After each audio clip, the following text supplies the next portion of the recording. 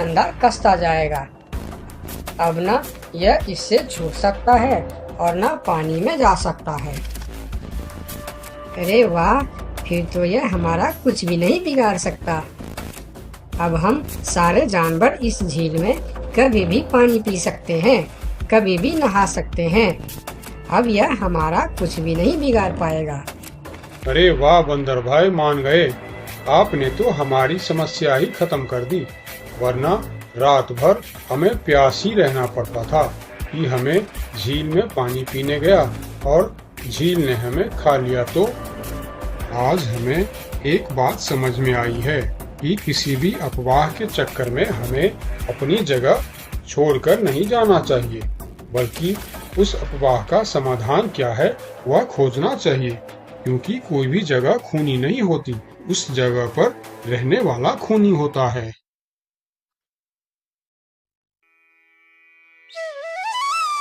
बहुत साल पहले की बात है। लक्ष्मी नगर में एक बहुत बड़ा जंगल हुआ करता था। उस जंगल में शेर खान नाम का एक शेर रहता था। वह जंगल का राजा था। उसके शासनकाल में जंगल के सभी जानवर सुखी और शांति से रहते थे। यदि जंगल में कोई भी जानवर गलत काम करता तो शेर खान उसे दंड देते थे। वह कमजोर जानवरों की रक्षा भी करते थे। एक दिन शेर खान अपने गुफा के सामने बैठे थे। तभी उसका दोस्त भालू उसके पास आया। फिर दोनों दोस्त मिलकर जंगल और जंगल के जानवरों के बारे में आलोचना करने लगे। मैं इस जंगल का सबसे शक्तिशाली जानवर हूँ। मेरे सामने जंगल का कोई भी जानवर टिक नहीं सकता। क्या कहते हो भालू भाई? ये तो तुमने बिल्कुल ठीक कहा, लेकिन हाथी के सामने तुम बिल्कुल चूहे जैसे दिखते हो। क्या ठीक कहा ना मैंने शेर खान? भालू की बात सुनकर शेर खान बहुत क्रोधित हो गए। भालू, तुम्हारी हिम्मत कैसे हुई मेरे बारे में इस तरह की बातें करने की? तुम्हें पता है तुम किसके सामने बात कर रहे हो? मैं इस जंगल का राजा हूँ। तुम मेरे दोस्त हो, इसीलिए तुम्हारे साथ मैं थोड़ा मजाक कर रहा था। तुम मेरे बात का बुरा मत मानना शेर खान। शेर खान नहीं, महाराज कहो महाराज। मैं इस जंगल का राजा हूँ, इसीलिए बाकी जानवरों की तरह तुम भी मुझे आज से महाराज कह के ही बुलाओगे। लेकिन शेर खान, हम दोनों दोस्त हैं, फिर भी तुम ऐसे क्यों बातें कर रहे हो? दोस्त है नहीं, दोस्त थे। आज से हमारी दोस्ती खत्म। आज के बाद मैं तुमसे कभी बात नहीं करूंगा। दोस्त कहकर मेरे सामने कभी मत आना। चले जाओ यहाँ से। अपने दोस्त का इस व्यवहार से भालू बहुत दुखी हुआ और वह वहां से चला गया। उसी जंगल में गोलू नाम का एक बंदर भी रहता था। वह दूसरों की चीज चुराकर भाग जाता था। एक दिन गोलू की चोरी करते समय शेर खान के एक सिपाही के द्वारा पकड़ा जाता है और उसे शेर खान के सामने विचार के लिए लाया जाता है। गोलू को देखकर शेर खान कहते हैं, गोलू, तुम्हारी चोरी की किस्से जंगल के दूर दूर तक मशहूर है। तुम जानवरों के घर में ही नहीं, बल्कि मेरे दरबार में भी बहुत चीज चोरी की है। इसीलिए मैं तुम्हें पहाड़ से गिराकर मारने की सजा घोषित करता हूँ। आज से ठीक 2 महीना बाद तुम्हें पहाड़ से गिराकर मार दिया जाएगा। अपनी मौत की सजा सुनकर गोलू बहुत रोने लगा और बोला, महाराज, मैं अब कभी चोरी नहीं करूंगा। मुझे माफ कर दीजिए महाराज। मेरे घर में छोटे छोटे बच्चे हैं, मुझे छोड़ दीजिए महाराज।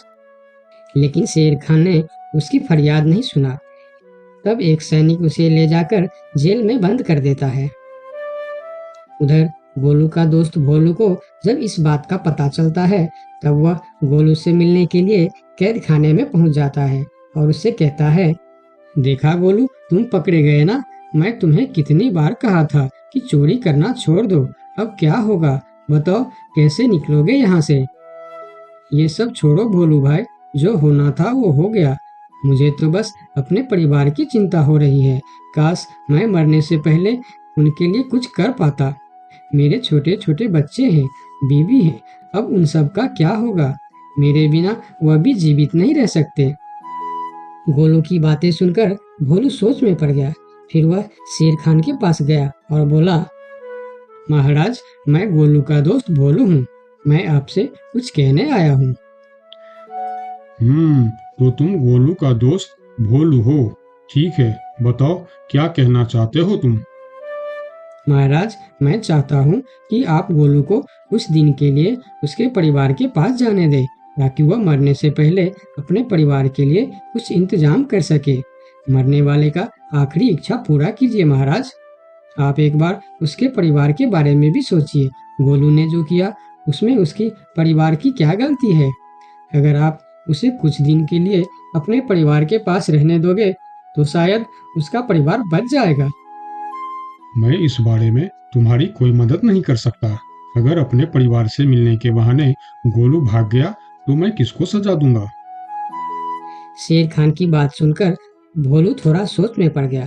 फिर बोला, तो ठीक है महाराज, आप गोलू को छोड़ दीजिए। जब तक गोलू वापस नहीं आ जाता मैं उसकी जगह कैद खाने में रहूंगा। और अगर वह कभी वापस नहीं आया तो क्या तुम उसके हिस्से की मौत की सजा भी लोगे? थोड़ा सोचकर बताओ। हाँ महाराज, मैं इसके लिए भी तैयार हूँ। भोलू की बात मानकर शेर खान ने गोलू को कैद से निकालकर भोलू को कैद खाने में डलवा दिया।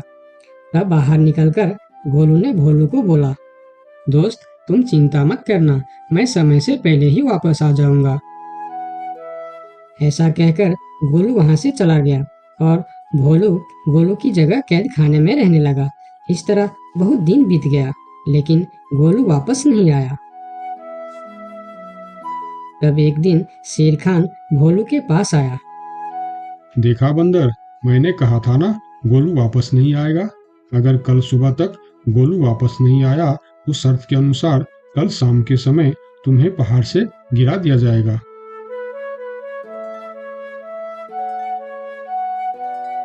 अगले दिन भी जब गोलू वापस नहीं आया तब शेर खान और उनके सैनिक भोलू को लेकर पहाड़ के किनारे पर गए। फिर भोलू को खाई के किनारे खड़ा करके शेर खान ने कहा, देखा ना मूर्ख बंदर, तुम्हारे दोस्त तुमको धोखा देकर चला गया।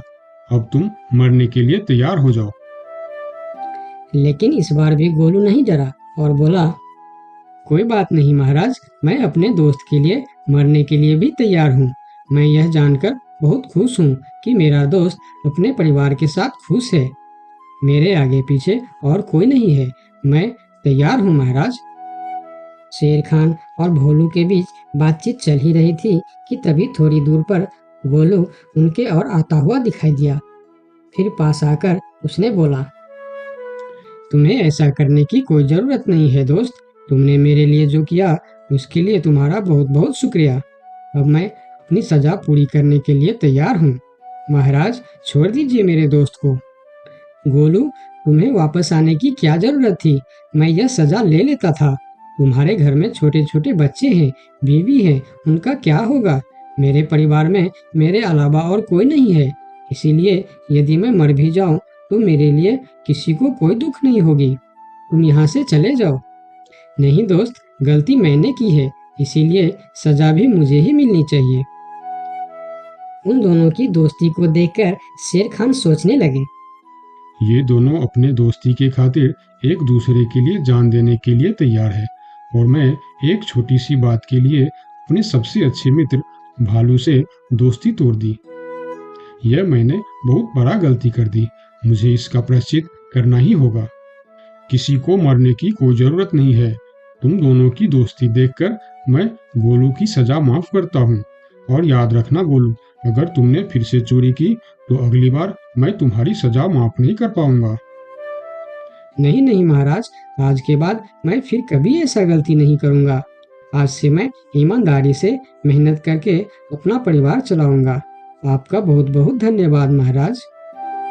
ठीक है, अब तुम लोग यहाँ से जा सकते हो। उनके जाने के बाद शेर खान सीधा अपने दोस्त भालू के पास गया। भालू मेरा दोस्त, मैं यहाँ तुमसे माफी मांगने के लिए आया हूँ। मैंने जो उस दिन तुम्हारे साथ व्यवहार किया वह बहुत गलत था। मैं बहुत शर्मिंदा हूँ। मुझे माफ कर दो मेरे दोस्त। लेकिन महाराज, आपने तो कहा था। महाराज नहीं, शेर खान बोलो, शेर खान।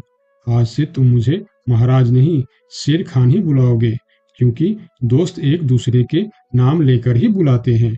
आज से तुम मेरे सबसे अच्छे दोस्त हो। गोलू और भोलू की दोस्ती देखकर शेर खान को अपनी गलती का एहसास हुआ और उसने भालू से माफी मांगी और दोनों फिर से दोस्त बन गए।